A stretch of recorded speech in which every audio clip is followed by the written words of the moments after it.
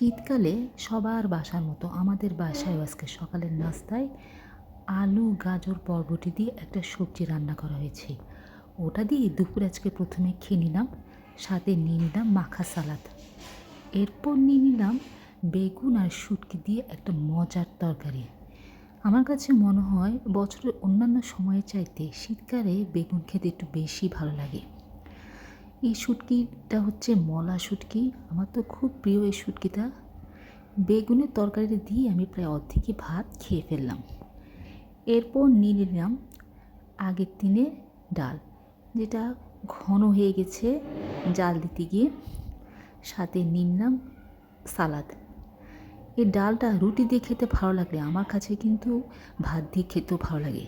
সাথে যদি থাকে লেবুর রস, তাহলে তার কথাই নেই। আলহামদুলিল্লাহ, এগুলোই ছিল আমার আজকে দুপুরের খাবার।